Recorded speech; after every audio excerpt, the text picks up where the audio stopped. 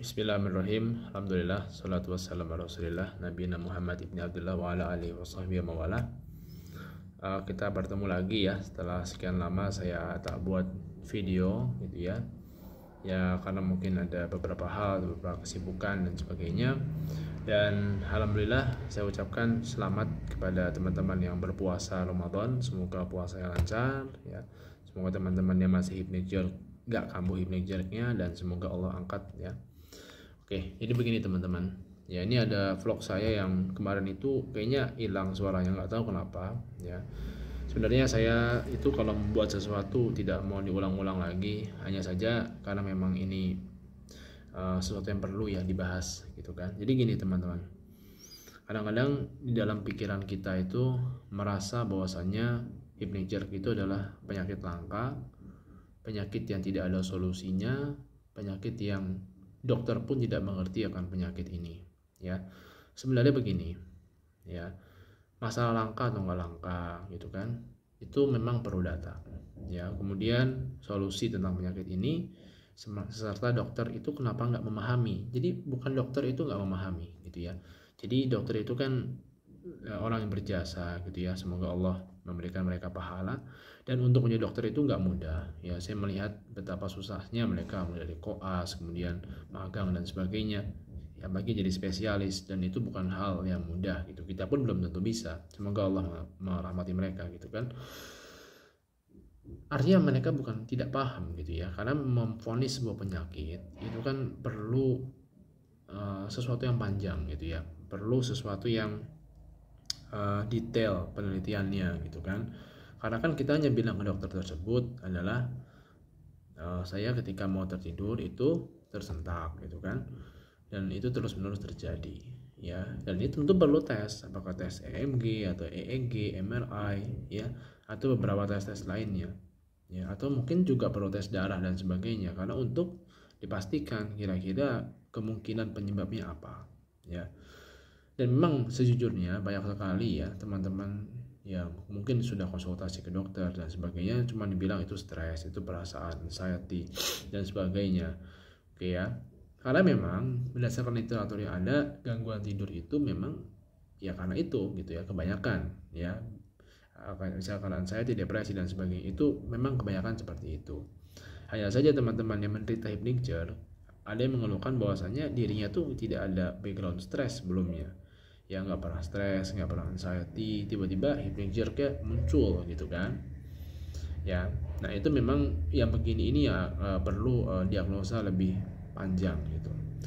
Cuman begini teman-teman ya, seandainya memang hypnic-jerk tuh kok kayaknya jarang gitu ya, dan dokter pun nggak memahami masalah itu, belum memahami, saya katakan bukan tidak ya, saya katakan belum memahami, maka kita coba baca ya sebuah hadis ini, hadis yang menjadi penguat kita ya. Memang temanya di sini adalah tentang Allah menjagamu gitu ya. Ini hadis ini diriwayatkan oleh Tirmizi, kemudian Imam Ahmad ya. Tirmizi di kitab Sunan At-Tirmizi, dan Ahmad itu Imam Ahmad di kitab Al-Musnad ya. Jadi ada sebuah potongan dari hadis ini yang sangat memotivasi kita gitu ya.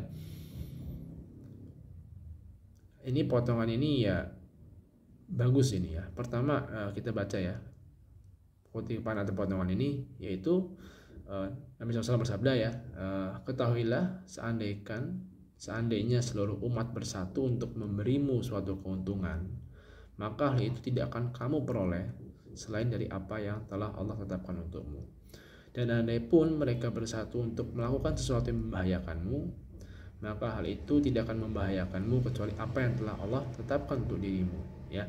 Jadi intinya begini ya, seandainya memang teman-teman menderita sebuah penyakit ya, yang mana itu diderita oleh hampir seluruh penduduk bumi, dan dokter pun mengetahui itu ya.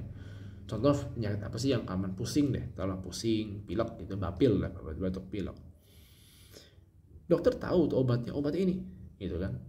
Orang-orang banyak yang menderita penyakit itu di dunia, itu banyak yang menderita ya, bahkan hampir setiap rumah pasti pernah menderita penyakit itu.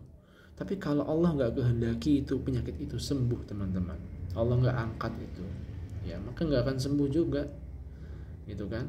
Namun sebaliknya, seandainya kan cuma teman-teman sendiri di muka bumi ini yang menderita penyakit itu, dan satu-satunya, bahkan dokter nggak tahu, mau sharing kemanapun nggak ada gitu ya.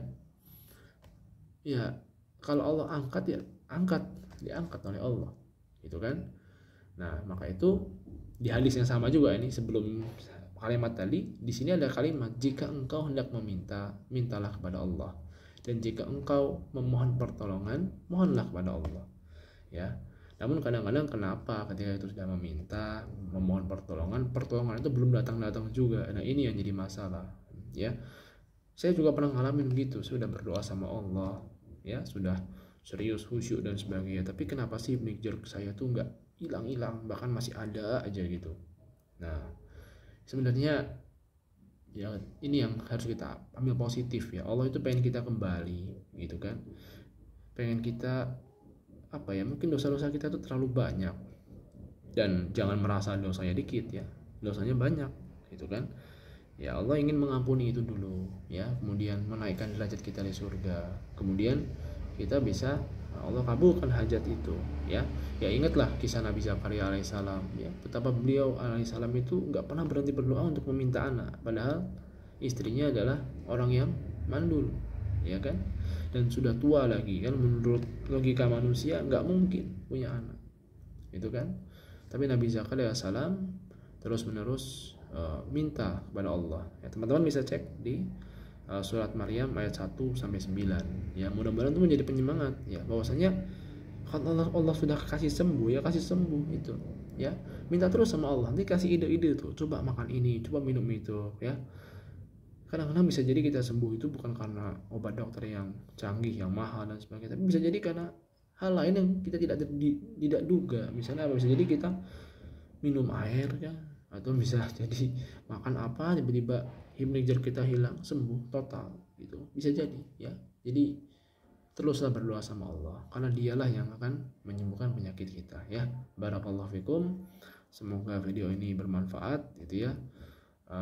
Akhir kata ya, kita di Ramadan ini adalah waktu yang baik untuk berdoa, karena kan doa orang yang berpuasa itu adalah doa yang mustajab ya. Meskipun ada perbedaan pendapat waktunya, apakah sepanjang waktu kita berpuasa ataukah ketika dekat waktu berbuka atau ketika berbuka. Nah di situ yang jelas adalah kita saling mendoakan ya, baik doakan diri sendiri maupun doakan teman-teman kita yang hipnic jerk ini ya kan.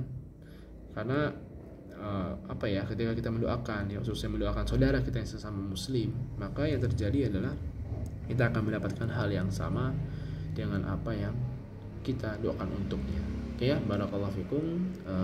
Wassallallahu ala nabiyina Muhammad. Subhanakallahumma wa bihamdika asyhadu an la ilaha illa anta astaghfiruka wa atubu ilaik. Assalamualaikum warahmatullahi wabarakatuh.